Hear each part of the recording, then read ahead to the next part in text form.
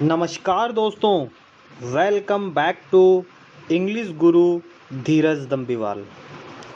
Students, आज हम पढ़ेंगे सीबीएसई क्लास 12th की विस्टास बुक का चैप्टर द टाइगर किंग, जिसे लिखा है रामास्वामी अय्यर कृष्णन मूर्ति, जिनका पेन नेम है काल्की। He is a Tamil writer, journalist, poet, critic and Indian independence activist. He wrote 120 short stories, 10 novelettes, 5 novels, 3 historical romances, editorial and political writings, and hundreds of film and music reviews. तो students, story start करने से पहले मैं आपको बता दूं कि आपको कुछ इम्पोर्टेंट वर्ड्स, कुछ कीवर्ड्स हम बताएंगे। इन अच्छे कीवर्ड्स को अगर आप एग्ज़ाम में लिखते हैं तो आपको अपने एग्ज़ाम में बहुत ही अच्छे मार्क्स आपको मिल सकते हैं। तो स्टूडेंट्स, हमारे जो इम्पोर्टेंट कीवर्ड्स है, फर्स्ट वर्ड्स है इंटेंशन, जिसे हम कहते हैं डिज़ायर, यानी कोई भी इच्छा प्रकट करना। सेकेंड वर्ड है हमारा एम्बिशन, जिसका मीन होता है एम, महत्वाकांक्षा या उद्देश्य। थर्ड वर्ड है अन्ना, इसका यूज़ करते हैं हम करेंसी के रूप में, जैसे for example part of rupee, मतलब एक करेंसी होती है जिसका यूज़ हम करते हैं, जैसे एक आना, दो आना। नेक्स्ट आपका है इन्फेक्शन, जिसका मीन होता है इलनेस कोज्ड बाय वायरस, मतलब रोग संक्रमण, कोई रोग संक्रमण से कोई इन्फेक्शन होता है उसे कहते हैं इन्फेक्शन। रिवेंज, जिसे कहते हैं हम बदला लेना। नेक्स्ट वर्ड हमारा माउंटेड, जिसे हम कहते हैं घुड़सवार। इंक्रीज, जिसे कहते हैं हम घुड़सवार। फिर हमारा सप्लीकेशन, जिसे हम कहते हैं प्रे, प्रार्थना। फिर हमारा है टेली, काउंट, टोटल, यानी गणना या हिसाब, किसी चीज़ गणना करना, काउंट करना या हिसाब लगाना। नेक्स्ट वर्ड है हमारा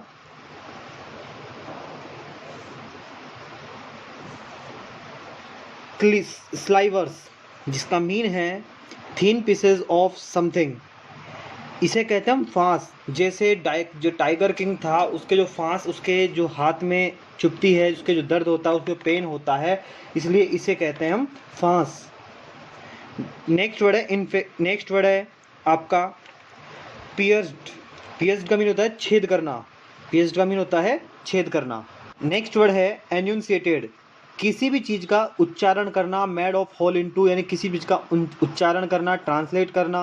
नेक्स्ट वर्ड है carcass, the dead body of an animal, यानी किसी भी जानवर की लाश, किसी भी जानवर की लाश, किसी जानवर की, मान लो इसमें द टाइगर किंग, जो टाइगर किंग था उसकी लाश थी, किसी जानवर की डेड बॉडी होती है, उसे कहते हैं हम कार्केस। नेक्स्ट वर्ड है डिमाइज, जिसका मीन होता है मृत्यु। उसके बाद है फोरटोल्ड, इसका मीन होता है प्रेडिक्टेड, यानी पहले से बताना या किसी चीज़ की भविष्यवाणी करना। नेक्स्ट वर्ड है कंप्लीट, जिसका मीन होता है फोर्स्ड, किसी चीज़ के लिए मजबूर करना। फिर है इनक्रेडिबल, जिसे कह सकते हैं हम अनबिलीवेबल, अविश्वसनीय। नेक्स्ट वर्ड है फर्म, यानी डिटरमाइंड, किसी चीज़ का दृढ़ निश्चय करना। फिर आता है अपना रिसोल्व, रिसोल्व का मीन होता है डिसीजन, यानी किसी का संकल्प। बोर, जिसे कहते हैं पिग, यानी जो सुअर होता है, उस सुअर का सिनोनिम होता है बोर, मतलब बोर को हम पिग भी कहते हैं, नहीं सुअर कहते हैं। डेलिब्रेशंस, जिसे कहते हैं डिस्कशन, किसी चीज़ का विचार विमर्श करना। डिस्पेज्ड, यानी सेंड, किसी चीज़ को भेजना, उसको कहते हैं हम डिस्पेज्ड। फिर आता है आपका हर्डल, जिसे कहते हैं हम प्रॉब्लम, कोई बाधा, कोई रुकावट। स्टैंड स्टिल, स्टॉप की, तो इसका मीन होता है रुकना, किसी चीज़ के लिए रुकना, इसे कहते हैं हम स्टैंड स्टिल स्टॉप। फिर आता है समन, समन का होता है कॉल्ड, किसी को तलब करना, बुलाना या बुलवाना, उसे कहते हैं हम समन। फिर होता है इन्वेस्टिगेट, इसका मीन होता है फाइंड आउट, यानी छानबीन करना। नेक्स्ट वर्ड है ग्लूम, जिसे कहते हैं हम सैडनेस, यानी उदासी। नेक्स्ट वर्ड आपका एक्सेम्पशंस, यानी फ्रीडम, कोई छूट, कोई मुक्ति। फिर है प्रोसेसन, जिसे कहते हैं हम परेड, यानी जुलूस, परेड यानी जुलूस निकालना, बारात निकालना।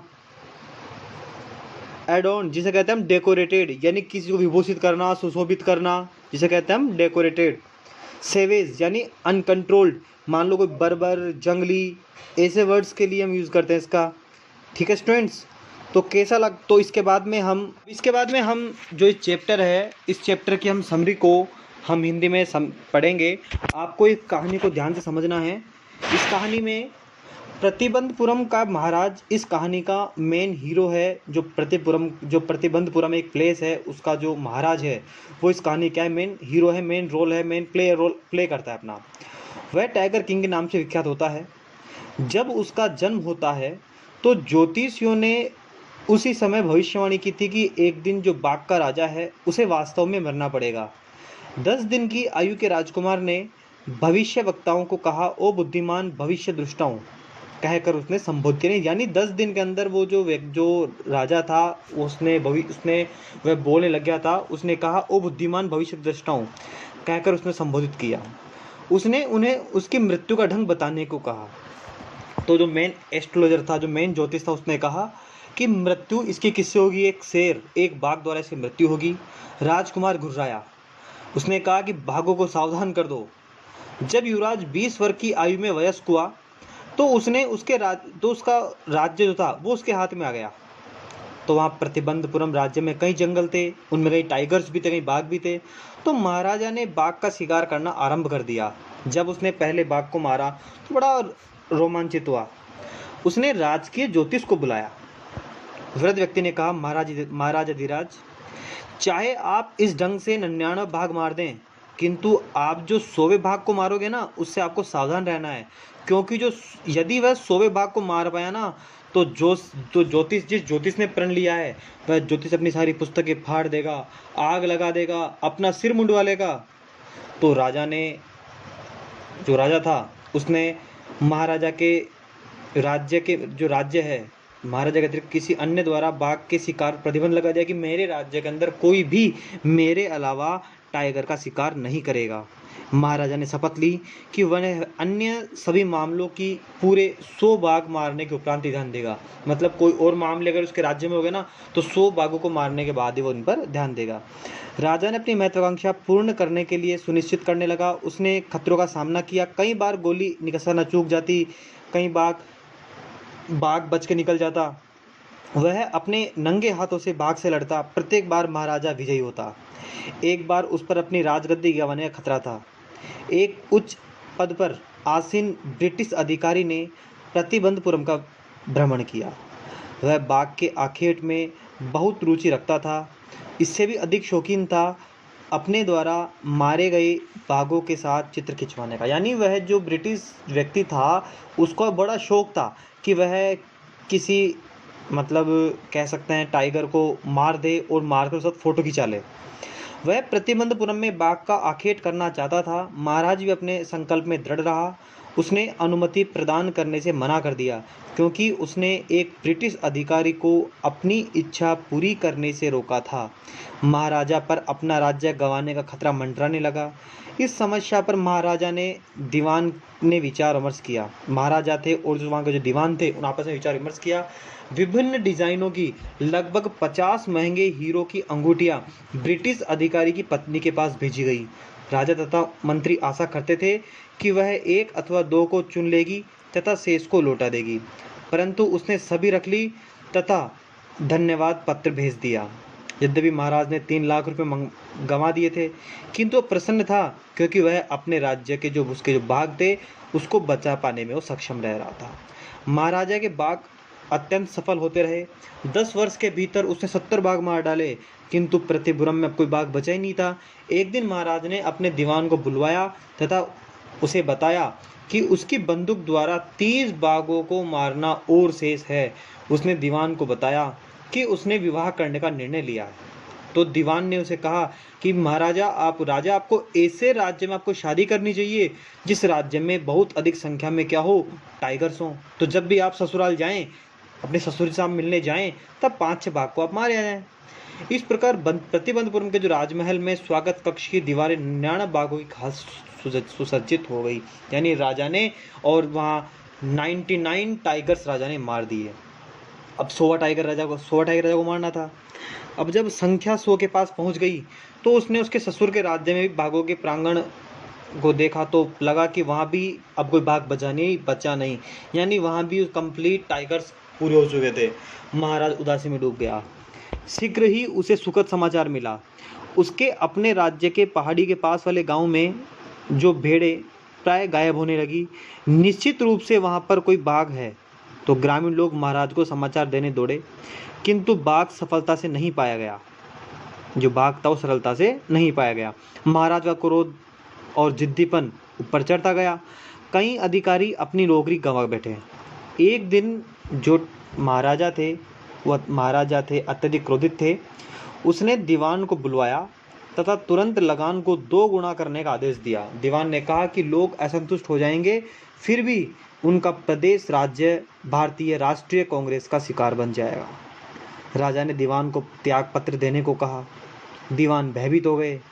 उन्होंने अपना जीवन लौटता हुआ तभी महसूस किया जब उसने उस बाघ को देखा जिसे मद्रास के जन उद्यान से लाया गया था तथा उसके घर में छिपाकर रखा गया था। आधी रात को नगर शांतिपूर्वक सो रहा था। दीवान तथा उसकी वृद्ध पत्नी ने बूढ़े बाघ को कार तक घसीटा, इसको सीट पर धकेल दिया। दीवान ने स्वयं गाड़ी सीधे उस जंगल तक चलाई जहां महाराज शिकार कर रहे थे। अब बाघ ने कार से बाहर निकाले अब जो बाघ था उसको कार से बाहर निकालने से इनकार कर दिया। किसी प्रकार दीवान ने पशु को उठाकर कार से बाहर फेंका और भूमि पर धकेल दिया। अगले दिन वही बाघ घूमता रहा। महाराज के सामने पहुंचा और खड़ा हो गया तो महाराज इतना खुश हुआ क्योंकि उसका जो 100वां टाइगर था उसका मारने का प्रण उसका आज पूरा हो जाएगा। महाराज ने आदेश दिया और उसने उस टाइगर को मार दिया और आधे मारते ही उसने कहा कि भव्य शोभा यात्रा द्वारा राजधानी लाया जाए तथा अपनी कार में चला गया। महाराज के जाने के पश्चात शिकारी बाघ को समीप देखने पहुंचे तो उस टाइम पे जो उसने उस टाइगर को मारा था ना 100वें टाइगर को, तो उसके अंदर दोस्तों वो टाइगर मरा नहीं था, उसका निशाना चूक गया था, गोली निशाना चूक गई थी।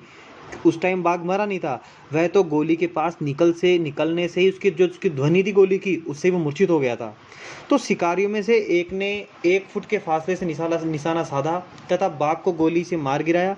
मृत बाघ को नगर में शोभा यात्रा जुलूस के साथ ले जाया गया और दफना दिया गया। कुछ दिन पश्चात राजा के पुत्र का 3रा जन्मदिन मनाया गया। वह अपने पुत्र को जन्मदिन में कुछ उपहार देना चाहता था। उसने खिलौनों की दुकान पर गया तो उसने देखा ऐसा क्या गिफ्ट दूं मैं जो मेरा बच्चा बड़ा हैप्पी हो। तो उसने देखा एक लकड़ी का बना हुआ उसने एक टाइगर देखा तो उसने निर्णय किया कि यह बहुत अच्छा उपहार है। लकड़ी का बाग केवल 125 आने की लागत का था, किंतु दुकानदार ने उसको 300 रुपये मूल्य बताया, क्योंकि अगर वो कम पैसे बताता रहा तो उसको नहीं खरीदता। उसने इसकी कारीगरी अत्यंत दुर्लभ उदाहरण के रूप में प्रशंसा की। वास्तव में इसे अकुशल बढ़ई द्वारा तराशा गया था, नहीं मतलब अनट्रेंड कारपेंटर जो था उसके द्वारा इसको बनाया गया था। इसका तल असमान खुरदरा था, नहीं कह सकते हैं उसके फांस निकली हुई था ना, फांस निकली हुई थी उसके फांस निकली हुई थी, बड़ा खुरदरा था। इसके ऊपर प्रत्येक स्थान पर शाही के टाकों की बातें लकड़ी के नुकीले लंबे टुकड़े उभरे हुए थे।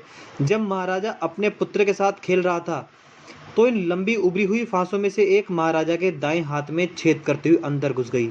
उसने इसे अपने बाएं हाथ से खींचकर निकाला। राजकुमार के साथ खेलता रहा। अगले दिन राजा ने देखा कि दाहिने हाथ पे संक्रमण फैल गया। 4 दिन में मवाद निकलने वाले गांव में बदल गया। यह उसके पूरे बाजू में फैल गया। धीरे धीरे मद्रास से 3 प्रसिद्ध जो शल्य चिकित्सक हैं वो लाए गए। विचार विमर्श के उपरांत उन्होंने उसका ऑपरेशन किया, लेकिन ऑपरेशन उनका सफल तो रहा लेकिन राजा मर गया। और इस प्रकार दोस्तों इस कहानी के एट लास्ट में राजा की जो मृत्यु हुई वो 100वें टाइगर से ही उस राजा की मृत्यु हुई। तो कैसा लगा आज का हमारा वीडियो स्टूडेंट्स? अगर आज का वीडियो आपका अच्छा लगा, आपको हमारा वीडियो, तो प्लीज़ आप चैनल को लाइक, सब्सक्राइब और शेयर करना ना भूलें। बेल आइकन जरूर दबाएं। Thank you.